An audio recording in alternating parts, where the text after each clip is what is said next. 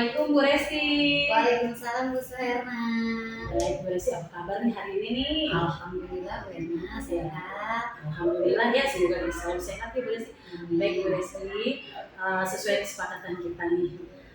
Kemarin kita sudah bersepakat bahwa besok saya akan melakukan supervisi di kelas Bu Resti.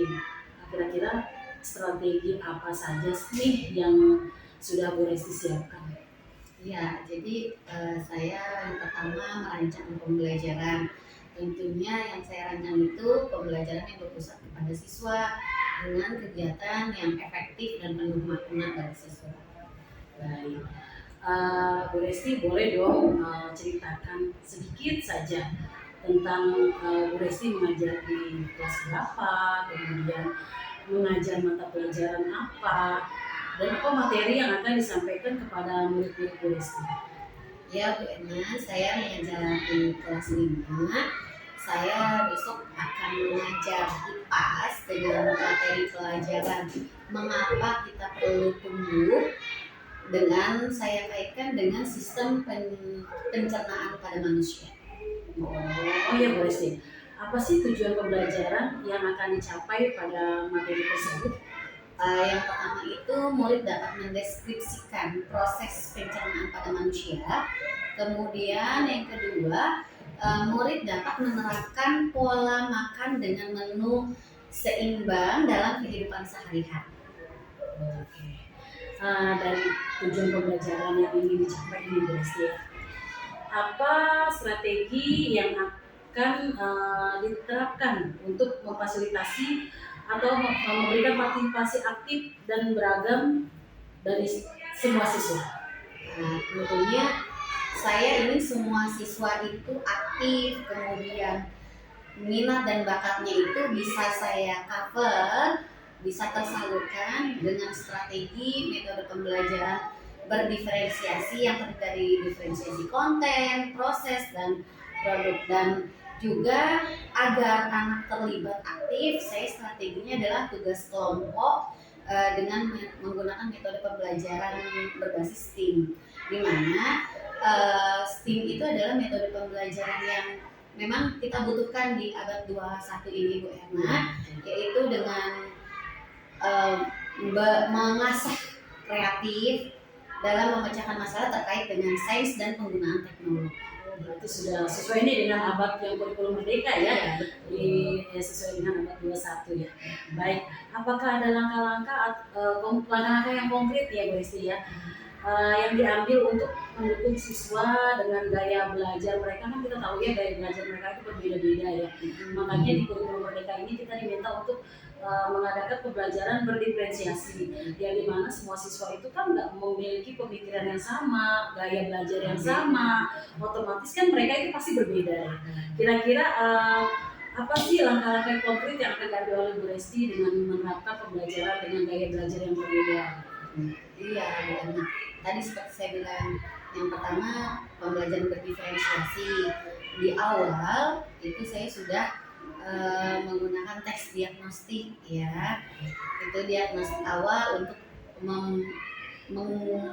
mengelompokkan siswa berdasarkan oh ini sudah berkembang, ini butuh bimbingan, dan ini sudah mandiri gitu.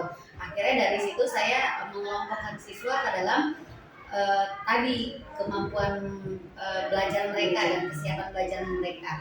Selain itu juga saya menerapkan yang namanya pembelajaran kelompok, gitu ya, di kelompok. Kemudian juga di sini saya menggunakan teknologi, di mana teknologinya itu seperti saya menggunakan Infocus, PowerPoint, gitu ya. Itu untuk membantu saya dalam penjelasan, memberikan penjelasan bagi siswa yang masih belum mandiri. Gitu. Namun bagi siswa yang sudah mandiri, saya memberikan kesempatan untuk mereka mengeksplor menggunakan teknologi tersebut. Gitu. Nah, contohnya seperti apa? Misalnya gitu, tadi ketika saya sudah membuat PowerPoint atau Canva tentang sistem pencernaan, bagi siswa yang audiovisual bisa melihat, tapi bagi siswa yang butuh penjelasan atau kurang mandiri, saya bisa menjelaskan dengan alat bantu tersebut. gitu. Positif sekali ya Bu Resti. Jadi benar-benar sudah pembelajaran berdiferensiasi ya di kelas Iya, sudah betul. menentukan atau memetakan gaya belajar siswanya masing-masing ya Bu Resti ya, bagus sekali Bu Resti. Nah Bu Resti ini bagaimana sih pemanfaatan teknologi itu sendiri atau media pembelajaran dalam sesi pembelajaran yang akan Bu Resti ajarkan yang tadi tentang metode metode yang Bu Resti akan ajarkan STEAM. tadi STEAM ya, kira-kira apa sih gitu? Ya, jadi di metode STEAM itu memang mengajarkan anak untuk berpikir kritis, memecahkan masalah, dan melatih anak untuk kreatif dalam penggunaan teknologi. Nah, di sini di pembelajaran diferensiasi, terutama di diferensiasi proses, di sini anak-anak saya bebaskan mereka untuk berkelompok, mendiskusikan, lalu mempresentasikan melalui teknologi. Boleh yang menggunakan Canva, gitu. Boleh juga mereka menggunakan Mind Map. Main ya. Ya. Jadi hasilnya itu saya serahkan kepada anak-anak, dibebaskan sesuai dengan diferensiasi produk atau hasil. Oke, berarti bagus sekali Bu Resti ya. Jadi di sini anak-anak itu benar-benar diberi kebebasan untuk mengeksplor pengetahuan mereka ya, tapi hanya Bu Resti sebagai fasilitator Kita hanya mendampingi saja ya. Semuanya diserahkan kepada anak ya. Wah hebat sekali nih Bu Resti nih, pembelajarannya kelas 5 ya Bu Resti ya. Sudah menggunakan berbagai metode, terus berbagai media ajar juga ya. Baik Bu Resti, untuk mengatasi potensi tantangan nih atau hambatan, pasti kan setiap pembelajaran itu ada saja hambatan ya. Terus yang pasti akan muncul ya. Nah selama proses pembelajaran kira-kira apa sih langkah yang akan Bu Resti ambil untuk mengatasi langkah atau hambatan-hambatan yang terjadi dalam proses pembelajaran? Iya betul sekali Bu Suherna, pasti aja ada hambatan gitu atau tantangan yang tidak sesuai dengan ekspektasi kita atau rencana kita. Iya betul. Saya sebelumnya menggunakan rencana plan A dan plan B misalnya gitu. Saya menggunakan metode berbasis tim. Namun ketika berbasis tim ternyata belum berhasil atau banyak hambatannya, saya akan beralih ke metode PJBL gitu. Mungkin yang memang membutuhkan waktu yang agak lama gitu ya, sehingga anak-anak bisa dengan leluasa menyelesaikan atau mengeksplor pembelajaran mereka seperti itu. Lalu juga saya akan menghidupkan kegiatan pembelajaran dengan cara menyisipkan game atau ice breaking agar tidak bosan. Biasanya hambatan terjadi ketika anak-anak sudah merasa bosan atau jenuh di kelas, alhasil tidak tuntas pembelajarannya. Nah itu yang perlu kita sisipkan dengan ice breaking atau game-game yang terkini lah. Oh, jadi lebih hidup ya, lebih bermakna lagi pembelajaran anak-anak, tidak jenuh ya. Di saat mereka mulai istilahnya mulai jenuh dengan pembelajaran yang kita berikan, ada selingan ice breaking yang akan membuat semangat mereka lagi. Betul, ya sekali Bu Suherna. Oke baik Bu Resti, terima kasih. Semoga besok dapat terlaksanakan dengan lancar ya observasi saya nanti di kelas Bu Resti. Terima kasih Bu Resti, terima kasih. Assalamualaikum ya Bu Resti. Waalaikumsalam Bu Suherna. Oke semuanya, itu tadi observasi yang saya lakukan dengan Bu Resti. Sampai ketemu di kelas 5 yang diampu oleh Bu Resti. Terima kasih.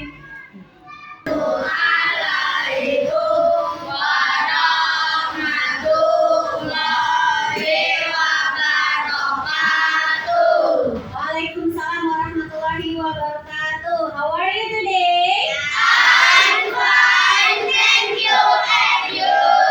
Alhamdulillah, fine to thank you. What is today? Great action today. Sakit kenapa? Sakit.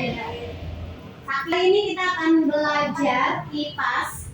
Setelah kemarin kita belajar apa? Kipasnya?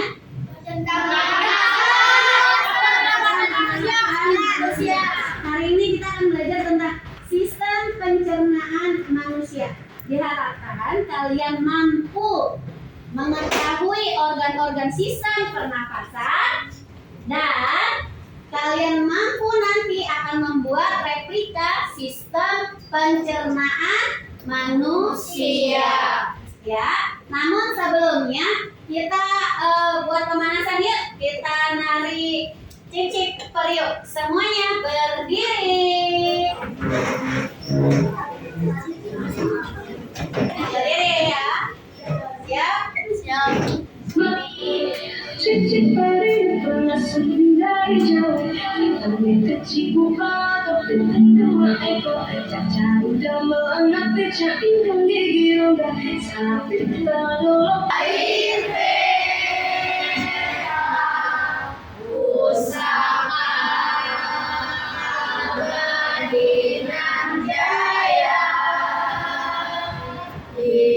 Suara jubitan. Au. Suara jubitan. Au. Suara jubitan. Au, au, au.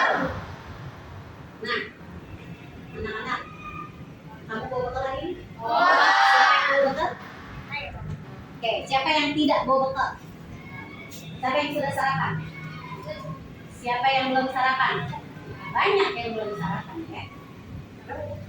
Karena bawa bekal. Jadinya nanti makan sarapannya istirahat, oke, masih tidak apa-apa. Anak-anak, kenapa kita harus makan? Angkat tangan.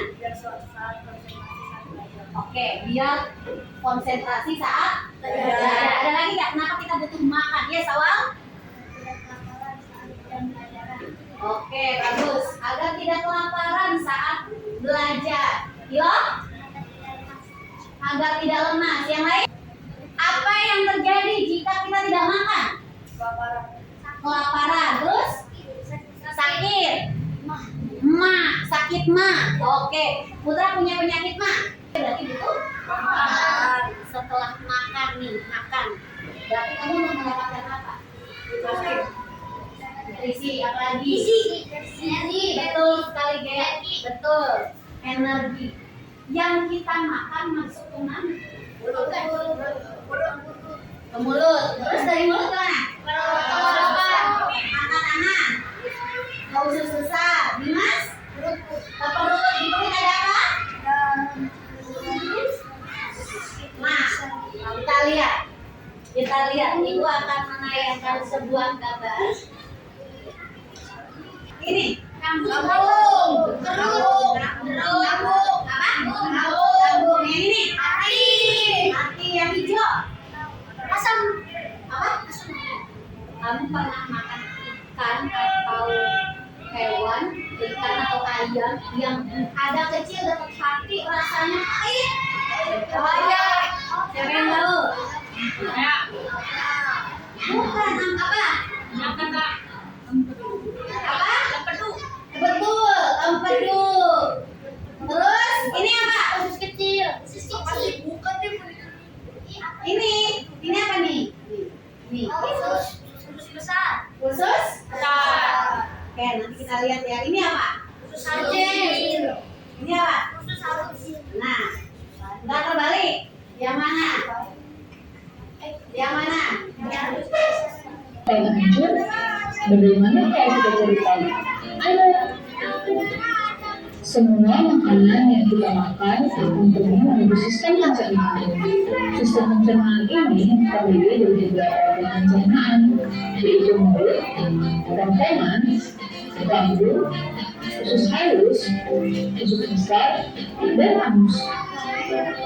Saat protein masuk ke dalam mulut, mereka akan berpengaruh dan bercampur dengan air liur agar mudah berdalam.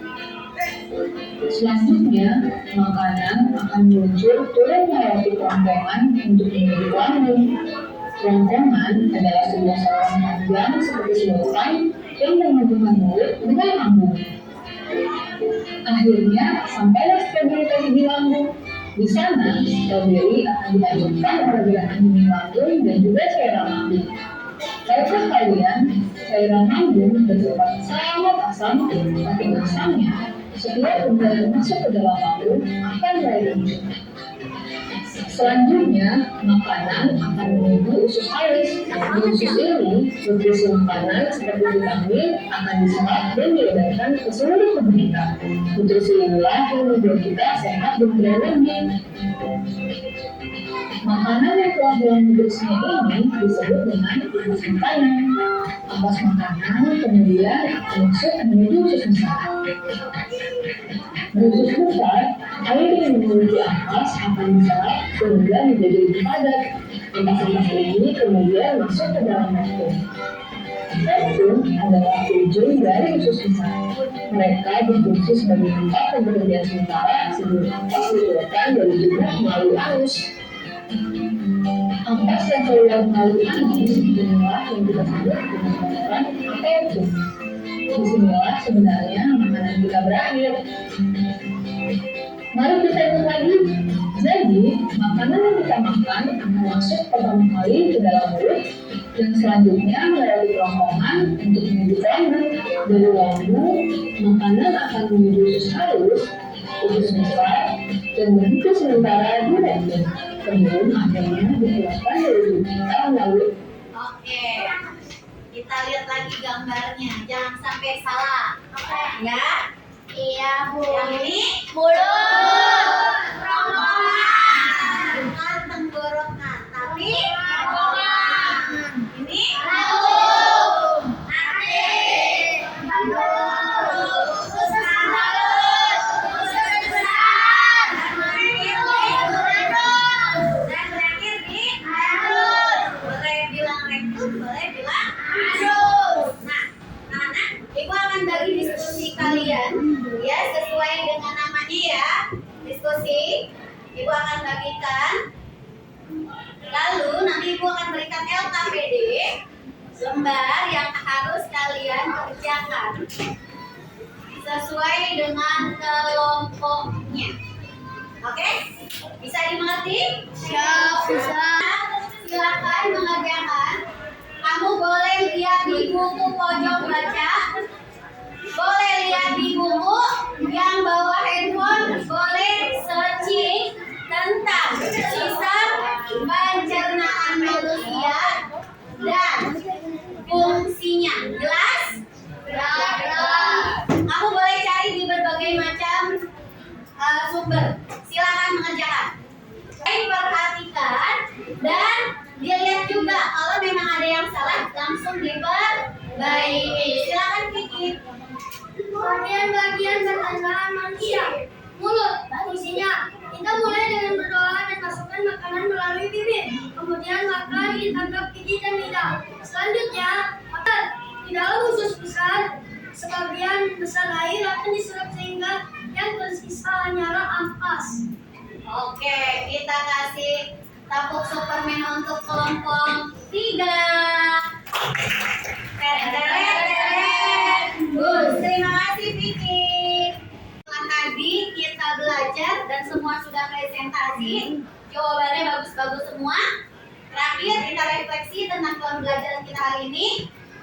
Setelah kamu belajar apa yang telah kamu pelajari.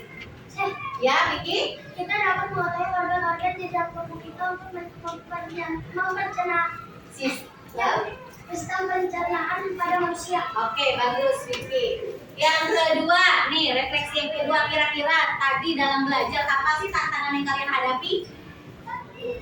Ya, Ilo?